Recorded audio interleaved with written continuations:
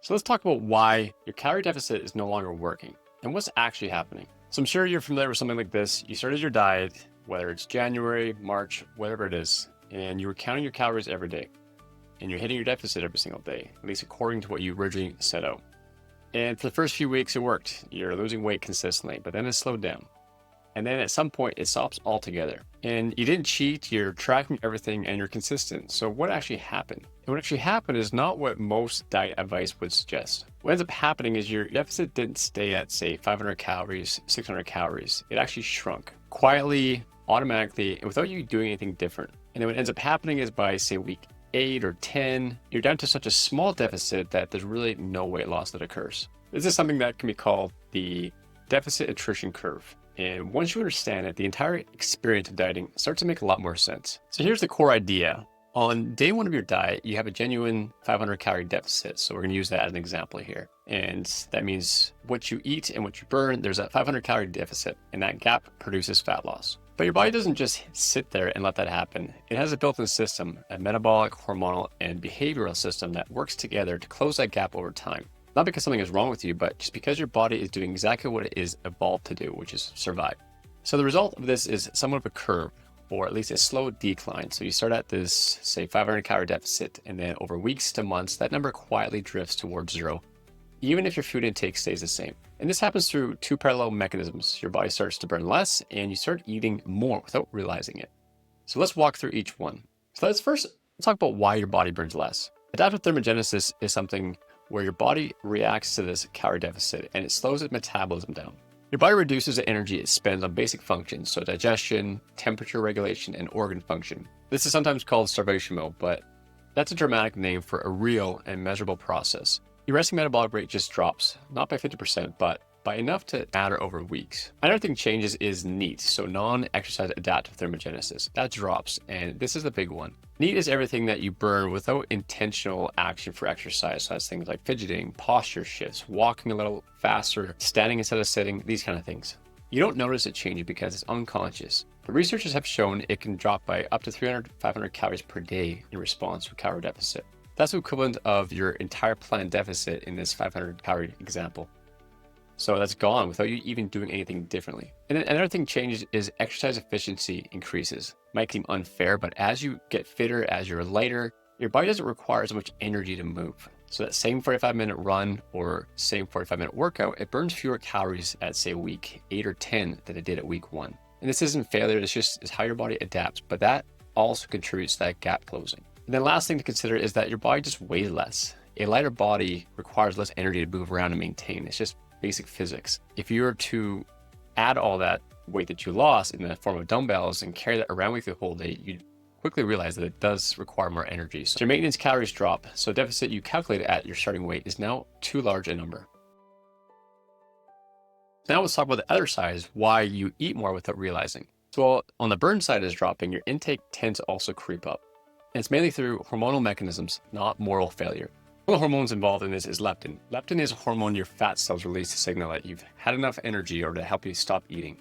And what happens is when fat cells shrink during a deficit, they release less leptin. So your brain interprets this as kind of an emergency signal, and it amplifies hunger. So you feel hungrier, and that hunger is real. It's not a psychological weakness. During prolonged deficits, your baseline ghrelins elevate, meaning you start to form a higher hunger state before you've eaten anything. This drives unconscious portion creep up a little bit more, meaning you have a little bit more at each meal or snacks.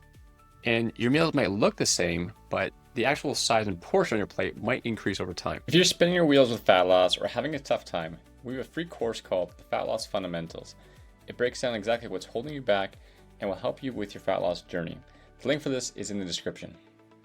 And something that I talk to clients with, but I don't hear a lot in the nutrition space, is that the actual reward from food increases. When your fuel reserves are depleted, your brain's reward response to a highly palatable food, so calorie dense, it's very tasty, becomes significantly stronger.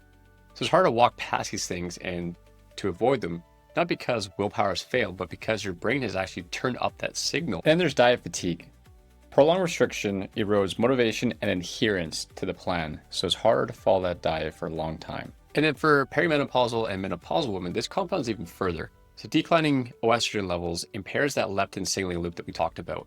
And that also can reduce your thyroid output, meaning the metabolic slowdown happens faster and the hunger signaling is more disrupted. If you're in this life stage and feeling like your body's working especially hard against you, that's not imagined, it's just biology, and it's unfortunate.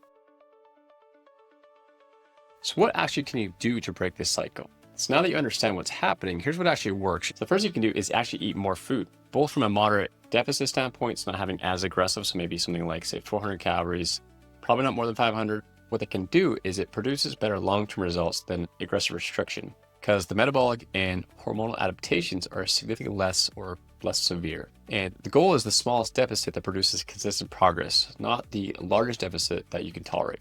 The second thing is prioritizing protein. So having a target like 1.6 to 2.2 grams per kilogram of body weight per day is the typical target, and in some cases even higher as a way to manage hunger. So protein preserves muscle mass during deficit. It also keeps you feeling fuller for longer, and has the highest thermic effective food for all the macronutrients, so meaning your body burns more calories just digesting it. And most people are getting significantly less than they need. And another thing you can do, and probably actually one of the more important points from a muscle retention standpoint, is to try to build and maintain muscle. So doing some resistance training.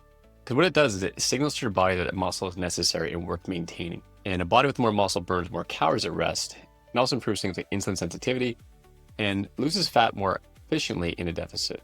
The cardio-only approaches, particularly high-volume cardio like just running, can accelerate muscle loss and actually drive cortisol higher. And something I talked about in this video at all, but there's another video I made about this, is when things like cortisol are very high, what that can actually do is when you are in a calorie deficit, that kind of slides the scale towards burning muscle more than fat. Maybe not an exact ratio, but just if you were to think of on one side you have fat, other side you have muscle, it takes that slider and moves it more towards muscle, unfortunately. The fourth thing you can do is sleep and stress management. Poor sleep elevates ghrelin, and that also drops leptin, and also can spike cortisol within days. So 1 or 2 nights of disrupted sleep measurably increases hunger and reduces fullness signaling. So if you're training hard, restricting calories, and only sleeping 5 or 6 hours, you're kind of working against yourself.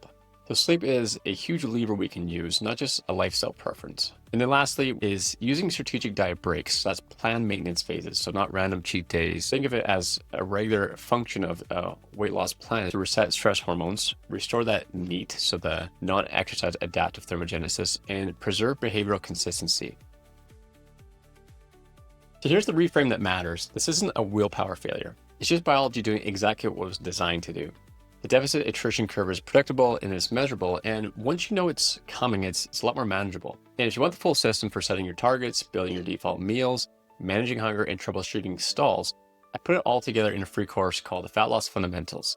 I'll put the link in the description of this video, and there's no cost to it, it's no catch, it's just 4 modules with some really good information on how to get through some of these plateaus and understand the whole fat loss process a lot more. And if you want to work with a registered dietitian to work through this with you directly, so you're not doing it all by yourself, that's what we do at Leverage Nutrition. I'll also put a link in the description to book a free discovery call so we can have a quick conversation to see if we're a good fit.